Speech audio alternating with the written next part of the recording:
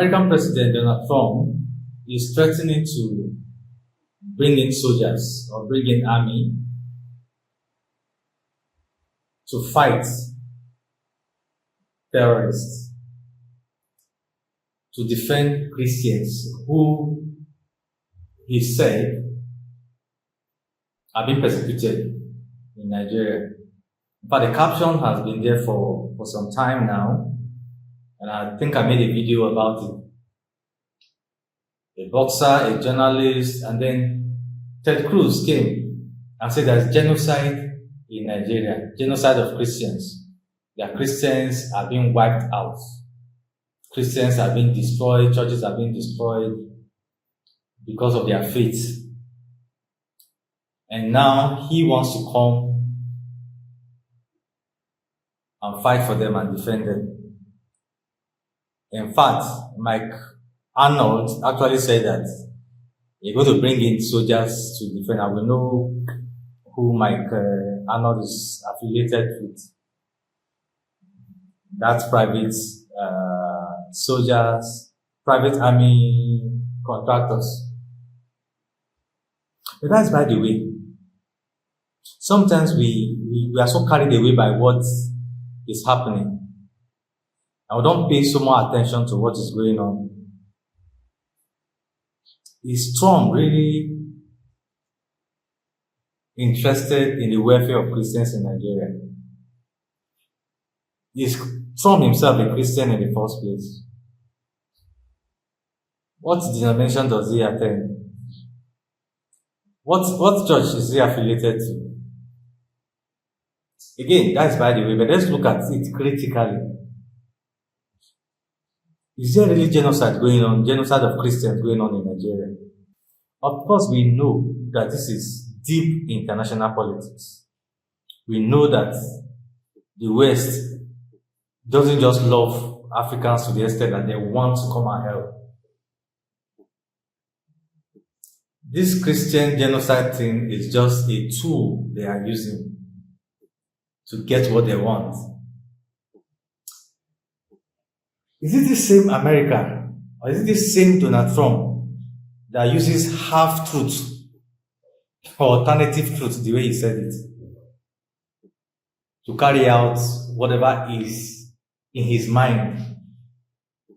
Is it the same Donald Trump that took pictures and videos from Congo during Ebola, where they were burying people, and claimed that these are white South Africans being killed in South Africa? He said white farmers in South Africa were being wiped out. So in essence, he was saying that there's genocide of white South Africans in RSA. And they were proving him wrong. Is it the same Donald Trump that doesn't know, or that didn't know, that there's a country called Lesotho?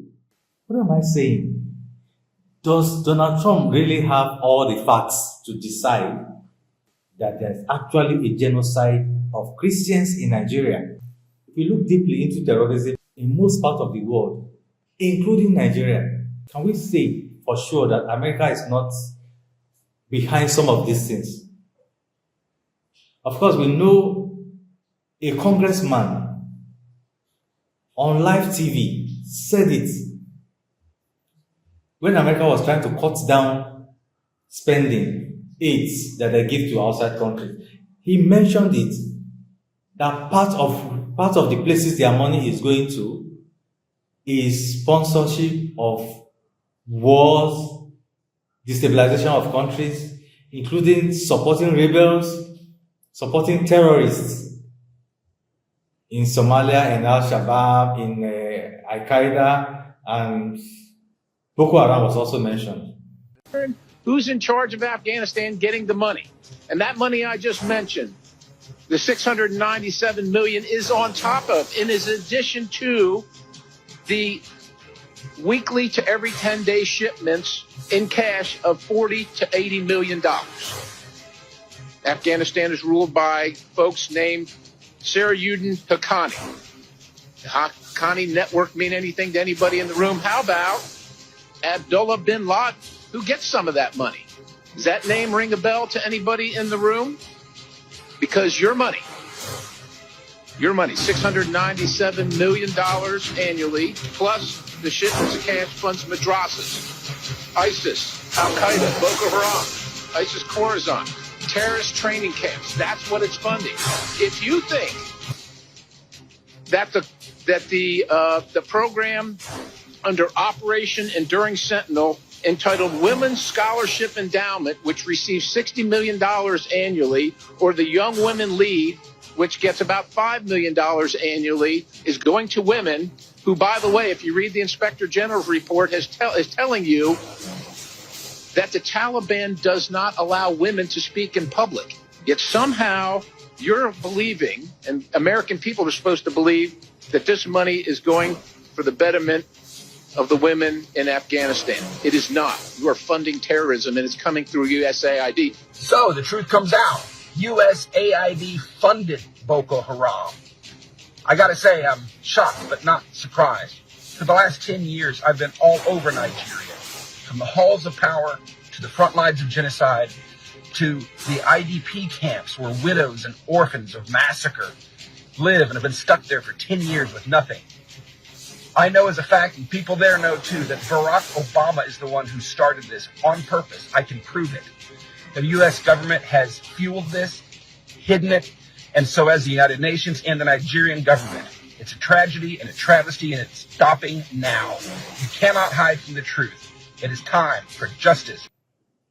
So is America actually coming to take away the people they have partly been sponsoring to destabilize places? Scott Perry, he said part of what the CIA is doing is sponsoring rebels. You are paying for terrorism. This has got to end. I yield, Mr. Chairman. Of course, when we talk about Hamas, we also know that initially both America and Israel were part of people supporting Hamas for political reasons. When ISIS was all over the places, in Iraq, in Syria, in other places around that area, of course, we know that some of the soldiers that rebelled that started doing these things were trained by America. The Taliban were supported with funds and weapons to fight in Afghanistan. What about Al-Qaeda? Al-Qaeda itself. Osama bin Laden, that later committed the atrocity of 9/11, was also trained by America. So anyway America wants to get their resources or destabilize, they train rebels. So what is going on? What exactly does Donald Trump want before we all start giving him all the support that he's asking for? Have we forgotten what happened in Libya? They will cook up stories and say all kinds of things that will make the people to revolt against the people, against the leaders. Was Muammar Gaddafi not doing well for his people? Of course, you say he has stayed long in government, but his people were not actually complaining. But they sponsored rebels. They incited the people to revolt against the leaders, and they finally killed Muammar Gaddafi. Till today, Libya has not recovered. Why? America succeeded in destroying that country. When Boko Haram started, do we remember that Goodluck Jonathan was doing his best to fight against them? Of course, we know that he had his flaws and his weaknesses. But why did America refuse to sell weapons to President Jonathan? The level of interference by the Obama's government was very overwhelming. It's not as if I couldn't have won the election even with that. But if, by my own thinking, and also the way some other people looked at it, they go outside the normal diplomatic relationship, then it should be mentioned. And Jonathan, in desperation to fight these terrorists and win the election, he went to black markets, took a plane to South Africa to buy weapons and hire mercenaries. That was the height of the persecution of Christians by these terrorists. That was exactly the period they were burning churches and targeting Christians. European Union. Take note. This is the genocide of people that were killed on the fateful day of 7 March 2010. Massacre of at Dogona Hawa Plateau State. Names of big victims that were killed. Machineries were brought from Niger Republic. They were brought from Chad. They were brought from Burkina Faso, Senegal. They were hired into the nation. They mix up with those from Maiduguri. That's a Muslim state. Also from Gombe, Muslim state. In fact, they trooped into this place, Bauchi. This is the route that they took. By about midnight, they invaded this village. We are living peacefully in this Dogona Hawa. These are the victims of massacre. Nigerian Army Chief also mentioned that who are the sponsors of Boko Haram? Who are the sponsors of terrorists? And he's saying that America cannot be exempted, cannot be exonerated in this matter. We've seen Boko Haram regroup, regroup, and regroup. What is your answer to that? That you have in some way fed the insurgents? The problem is that I think we've talked to the international community. Let's find out the funding. When they started surrendering, by the time we left, so as we speak, we have over 120,000 that have surrendered. Most of them, when you find them, they're coming with hard currencies. How did they get them? How are they funded? How did they get the training? How did they get the equipment? What is your suspicion? Well, maybe an international conspiracy. You don't know. Who knows? How are they be able to sustain themselves for 15 years? That is one question I think everybody should ask himself. For Nigeria to be able to seem them, and you go to Nigeria, everything seems to be working well. You must have an idea. I mean, let's not talk about international conspiracy theories. Let's give some hard facts. Well, I just leave it at that. I'm sure they know, and I'm sure everybody knows that these are the challenges we're facing, that needs to be addressed. So the UN need to come in to ensure that, because we need to trace the funding. How are they sustaining themselves for 15 years? What does the UN coming in mean? What does that look like? Track the funding. It's international flow. We don't have control over that. Whose interest is it to see Nigeria destabilized? Well, I don't know. You don't know. Your guess is as good as mine. Recently, the list of sponsors of terrorism was released. Or was it about to be released or something? Internationally. Then we started hearing about Christian genocide. We need to ask ourselves, what is going on? Goodluck Jonathan also said at that time that for every dollar that goes out or comes in, America knows. For every activity of terrorism that is going on in Africa, America is aware. Does it mean that they could not trace those who are funding terrorism in Nigeria and cut off their funding? Or do you think that Nigeria itself has not found out some of these people that are funding terrorists? What is going on? Right now, we know that Donald Trump is out for vengeance. He asks Nigeria to receive foreign prisoners because he wants to cut spending. He wants to remove the prisoners in his own country. He wants to distribute them to different countries and keep them there. Nigeria refused. That's when it started. He tried with Ghana. He slammed them with sanction. Ghana bent and received some of those terrorists, some of those prisoners to come and stay in Ghana. They are doing it with Liberia. They did it with Sudan. Sudan refused. And Trump slammed them again. Cancelled many visas and funding. Then Sudan bent. I say, okay, you can bring in those prisoners. This is what is going on. So because Nigeria refused to receive those prisoners, that is one reason that I believe that Trump is doing these things. He doesn't love Christians of Nigeria. He doesn't love Nigeria that much that he would want to bring war. And Donald Trump was somebody that said he will cut down wars in any foreign war. But here we are. But we had no wars. They said, he will start a war. I'm not going to start a war. I'm going to stop wars. So he promised the MAGA base that this time it would be different. Here he is again. We will stop racing to topple foreign, and you understand this, foreign regimes that we know nothing about.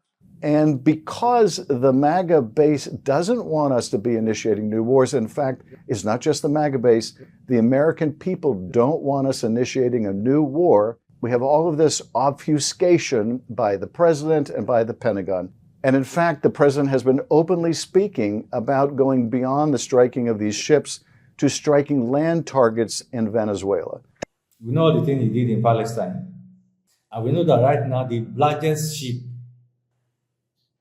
warship that America has is on the waters heading to Venezuela.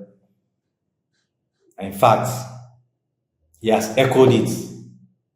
They want to take war to Venezuela. Dramatic U.S.-led escalation in the Caribbean, what the Navy calls the largest warship ever built, along with fighter jets, heading to the waters off Latin America. That's the USS Gerald Ford, the largest warship in the world, and it is sailing in the Caribbean as we speak. In addition to the largest warship in the world, all of these other U.S. Navy vessels, you also have this in the air. This is how close B-1 bombers were to Venezuela on Thursday, flying near islands northeast of Caracas. That mission came just a week after B-52 bombers flew near the country in what the Pentagon called an attack demonstration. The administration would have the country believe that all of this massive firepower is being brought in to stop these drug-running boats. And because the MAGA base doesn't want us to be initiating new wars, in fact, it's not just the MAGA base, the American people don't want us initiating a new war. We have all of this obfuscation by the president and by the Pentagon. And in fact, the president has been openly speaking about going beyond the striking of these ships to striking land targets in Venezuela. And even the land is concerned because I told them that's going to be next. You know, the land is going to be next. So where does all this lead us? Well, tragically, it may lead us into war. So if Trump succeeds in bringing war or whatever kind of thing he wants to do in Nigeria, who is going to suffer? Nigerians, the masses. The death will not be something to write home about. Will not be a child's play. Do we even know if some of the things Donald Trump is looking for is the resources of Nigeria? And the only way he can get it is this destabilization. We know that they've been chased out of Niger. One, they don't have a military base there anymore. They don't have access to their resources. This so-called lithium that all of them are scrambling for. They don't have access to it again. We have some of these minerals here in large quantity that we ourselves are not exploiting yet. Could it be that that's what Donald Trump is eyeing? Is it possible that he wants a military base in the north or anywhere in Nigeria for their spying business and to tap into these resources that we have? What is going on? Sometimes we also need to know, or is it possible that the achievement that Nigeria has made in the past 2 years in the energy sector is what is threatening America, not militarily, of course economically, because we know that whoever controls the oil market, the energy market, will be a key player in what happens to our economy. America is thriving because of petrodollar. We all know that. Now we know that Dangote is posing a serious challenge to players in the oil sector. Right now, Dangote has the largest refinery in Nigeria, if not in West Africa, if not in Africa, but it is the 7th in the world. For now, America is the largest oil producing country in the world. Nigeria is 7th. Dangote has begun the expansion of his refinery. For now, the capacity is 650,000 barrels per day, and is expanding it to 1.4 million barrels per day. When this is completed, it will become the largest single-site refinery in the world, surpassing the Jamnagar refinery in India. And the aim is to boost Nigeria's energy security and increase export revenue, and make Nigeria a major exporter of refined petroleum products. This is not even considering the fertilizer plant that this Dangote refinery is going to bring up. This is a great challenge. This is a shake-up in the oil sector, and this is a challenge to America. And you think Trump just will relax and see all this thing happening without challenging it? Let us think. There have been so many investors from Arab, from France, and different places tapping into our natural gas and other things that has to do with energy in Nigeria. Dangote is also a key player in this oil and energy sector. So is it possible that that is part of what is making America to bring up all these stories of Christian genocide so that they have access, they can claim and pretend to be fighting for us? Now, we are not saying that there are no crises that have affected so many Christian communities. There are. And I know the height of it was 2013, 14, and then 15 before the election. Then it subsided when Buhari took over, 15, 16, 2016, it came up again. We all know that during Buhari's time, the people that suffered the most from terrorists are the Muslims, are the mosques. Because even Buhari's town, his state, was devastated by terrorists and bandits. We all know that. So if you think that these terrorists are just targeting Christians, no. They want territories for themselves, irrespective of who is there. Yes, some communities in Benue and Plateau have been affected, especially farmers. We also know that there are international interests in this crisis that happened to farmers, especially the states that are farming very well, that are supplying food to Nigeria. Food security is one of the things that some interested bodies, international bodies, are after. They want to introduce GMO. They don't want our natural food. So all the areas that supply food to Nigeria, they have hit them with terrorists and bandits. These are the major things happening in Plateau, Niger State, Kaduna, and Benue State. It's just unfortunate that some of these areas are dominated by Christians. But it doesn't mean that they are targeting Christians because of their faith. This is certainly unfortunate, of course. Any incident, any loss of life is absolutely unfortunate. Those who know the terrain well know that terrorism has no color and no religion and no tribe. People of all religions and all tribes are dying as a result of terrorist acts. But it's very unfortunate. We even know that Boko Haram and ISIS are killing more Muslims than Christians.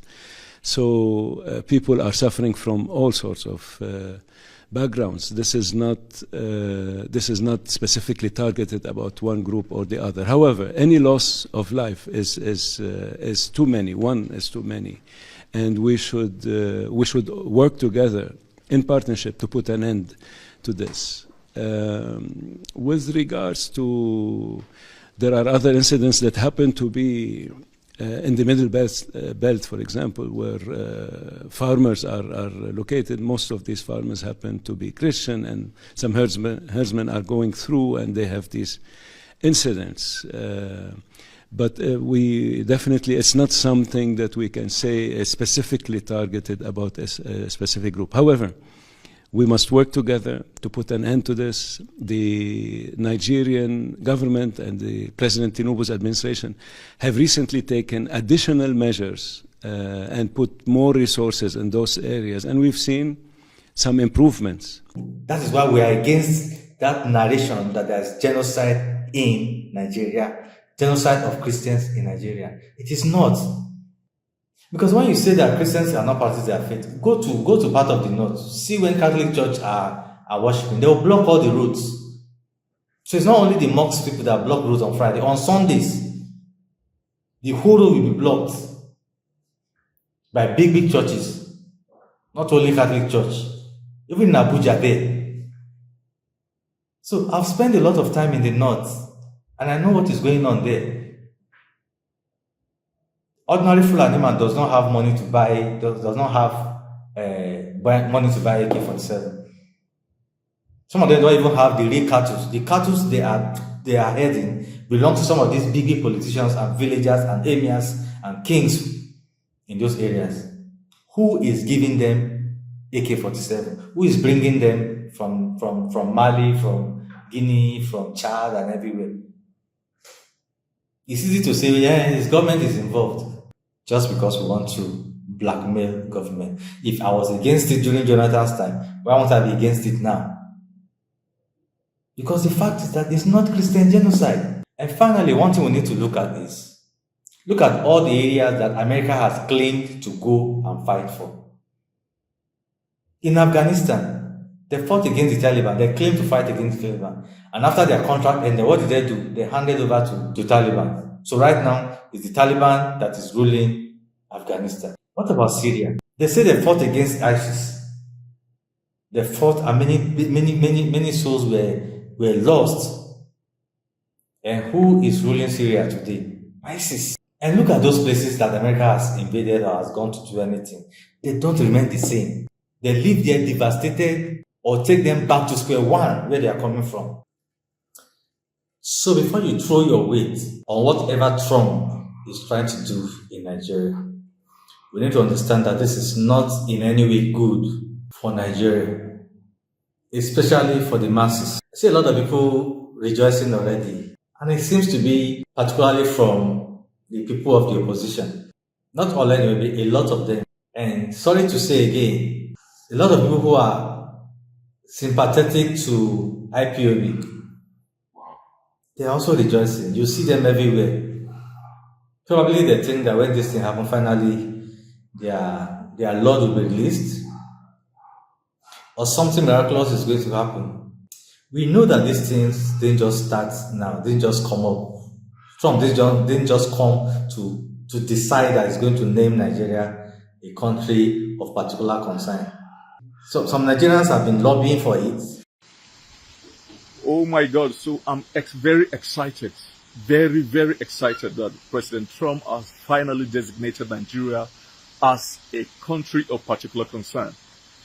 You see, on Tuesday this week, Tuesday, October 28, 2025, around 11 a.m. Oklahoma time, that's Central Standard Time, United States, I got a call from Jesse Sutherland, the policy advisor to the senior senator from Oklahoma, Senator James Langford. That's one of the signatories to Senator Ted Cruz's bill.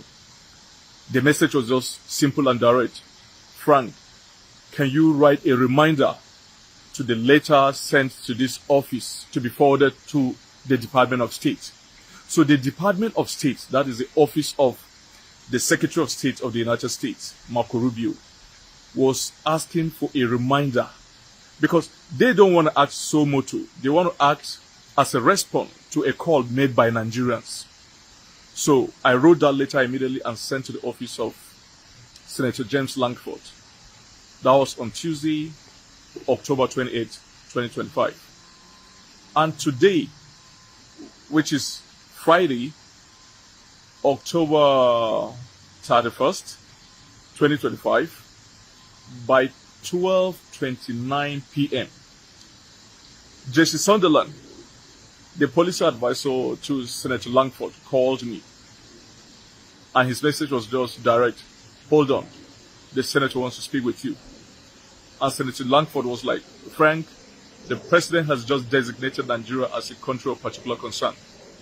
So I want to thank all those Nigerians who have been advocating for this, starting with my bishop, the bishop of the Catholic Diocese of Makurdi, Bishop Anagbe, and all the Reverend Fathers of Benue origin in the United States here, and very particularly to the guys at Equipping the Persecuted, very great man, Judge Saul, who has been there for Nigerian persecuted Christians, the guys at Truth Nigeria, Doug Barton, who himself was a former staff of the State Department, and Mike Arnold, and of course all the senators and the House of Rep members.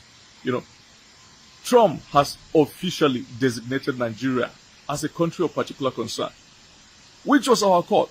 Let's now highlight this investigative report by the cable's open source intelligence analysis, which revealed that certain social media echo chambers affiliated with the indigenous peoples of Biafra have played significant roles in amplifying claims of a Christian genocide in Nigeria. Well, according to the cable, data from X showed that between January 1st and October 1st, 2025, there were approximately 165,000 mentions of the topic, reaching an estimated 2.83 billion people, a figure more than 12 times Nigeria's population. Four prominent hashtags emerged: hashtag Christian genocide, Truth Nigeria, Lara Logan, and Biafra exit now, which was an unusual part of the discourse. Some international bodies have been working on this. Yeah. The cable also found that U.S. Senator Ted Cruz, who has pushed for sanctions against Nigeria, received $1.8 billion in donations from IPOB, a pro-Israel lobbying group. I mean, this investigation reveals, complex layers of international politics, separatist agendas, and religious narratives intersecting in Nigeria's security discourse. Thank you, President Trump! Yeah! You did it.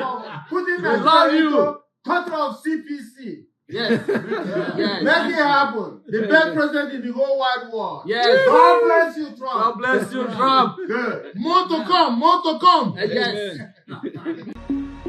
And then another movement that's called the Christian Solidarity International, which is a Swiss group with the UN.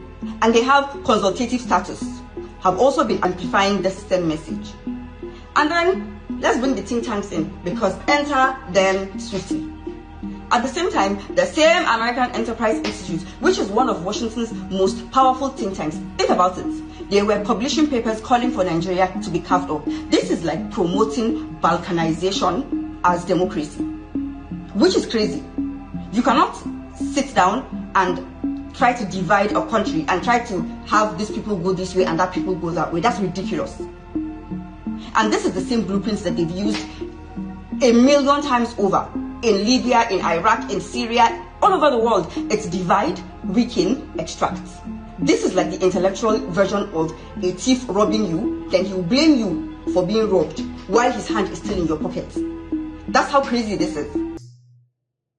Even the so-called human rights, Transparency International, a lot of them that are working among the IDPs, working among these and that, we know they have taken their time. Some people have been paid to write all sorts of things that culminated into this. I just can't understand why anybody will wake up and say that we're killing people when we're actually not doing the same. And guess what? Where the Giwa barracks you were talking about, we have all the humanitarian agencies working there. You have the UN working, local and international organizations are working. Are we saying they are complicit?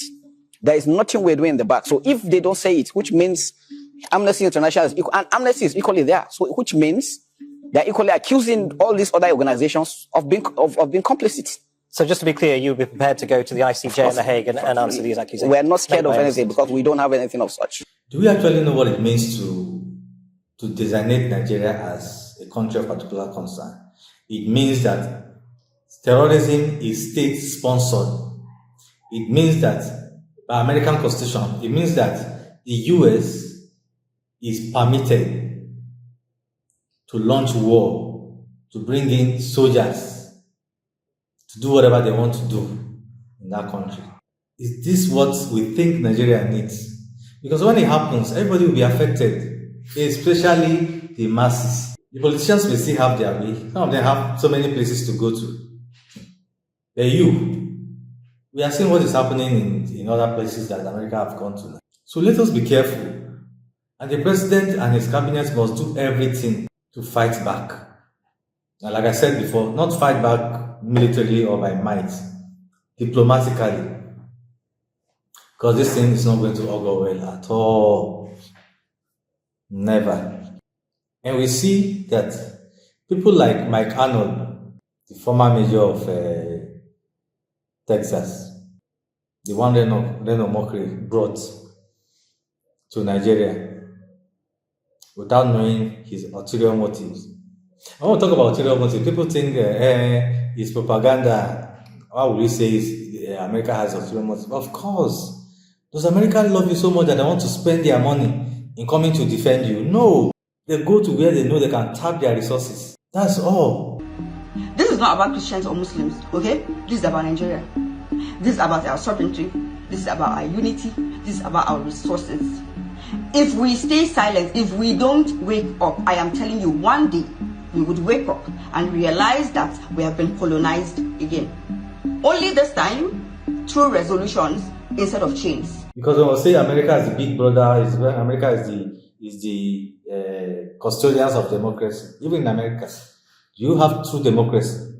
Or do we actually believe that democracy is the best form of government? Is it working for us? So people rejoicing, I don't think they actually understand what this means.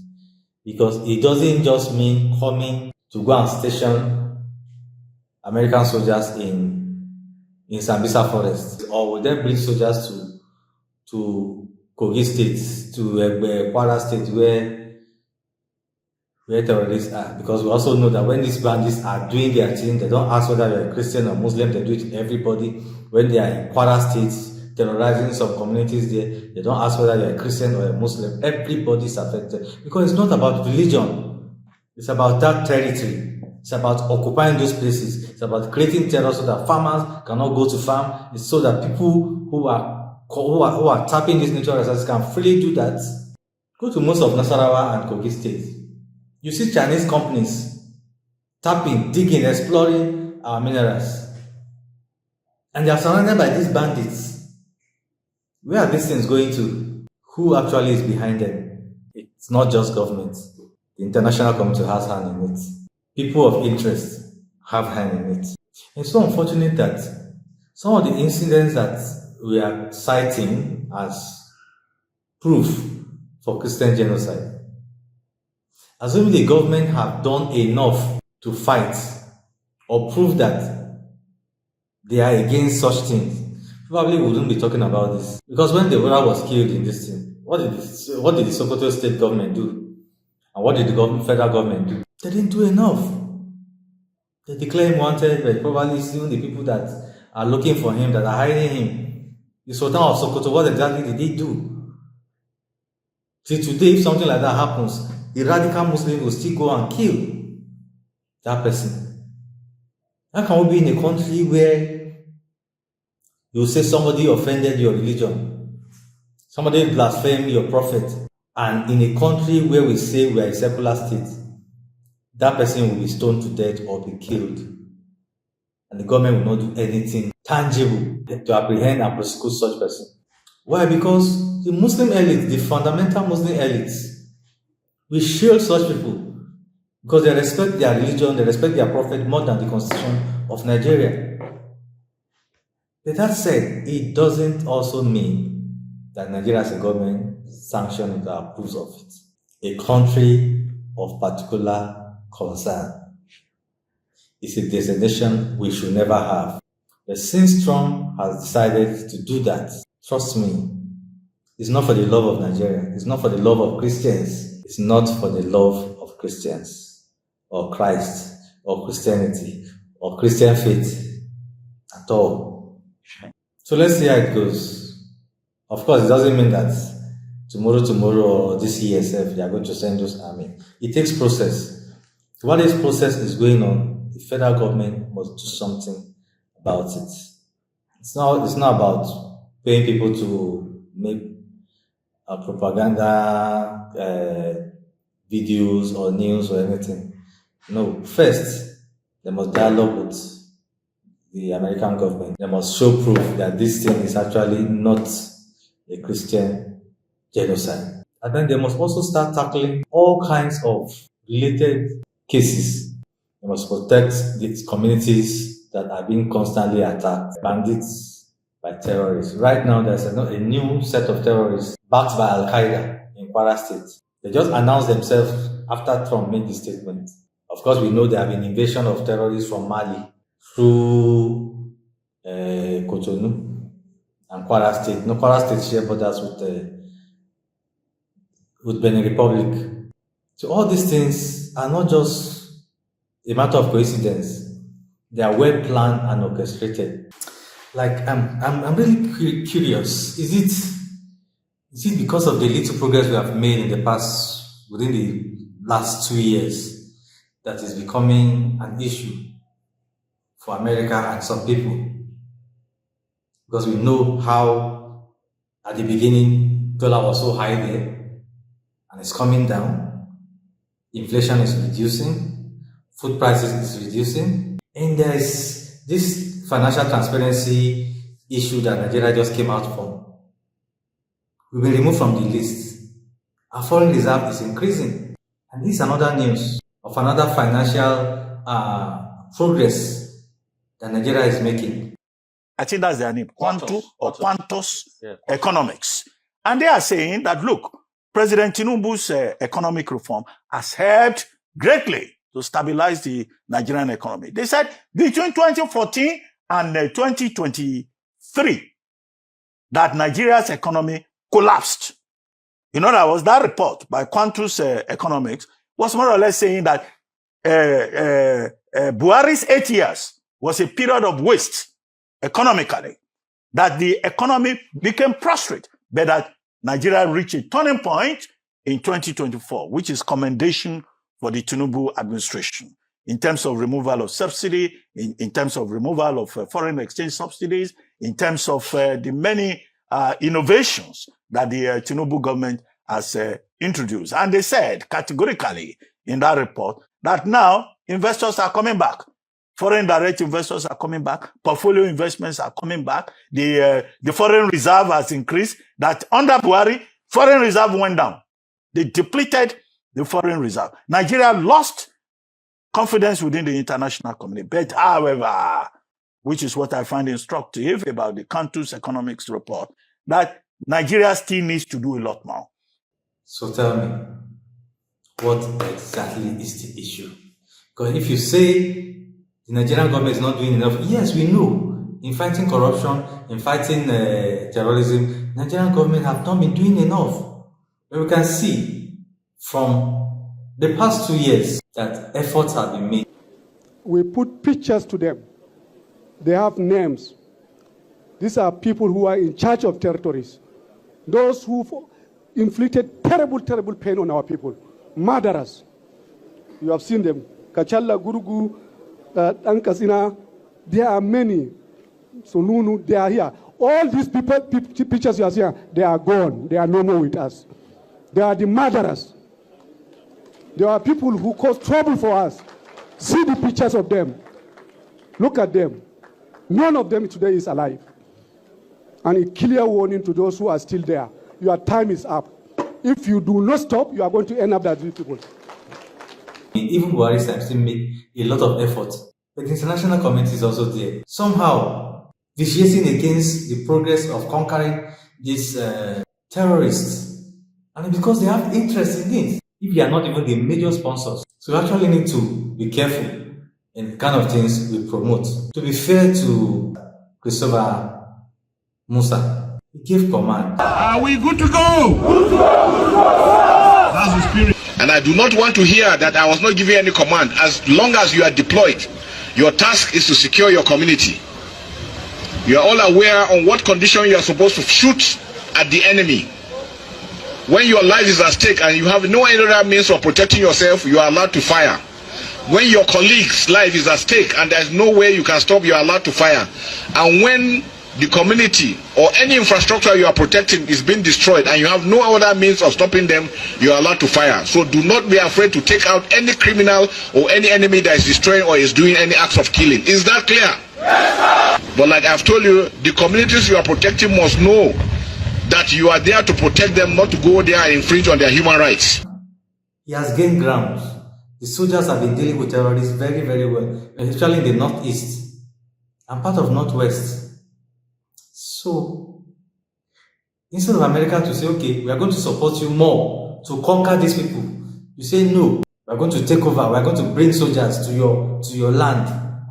No, now, I don't think any Nigerian who understands this part of international politics should support or praise Trump for this. And again, Nigerian government needs to make law that will be tough on governors who are supporting some of these religious crisis in their own state, because by the constitution, the secular law supersedes whatever Sharia law you have. Your Sharia law should never affect any Christian.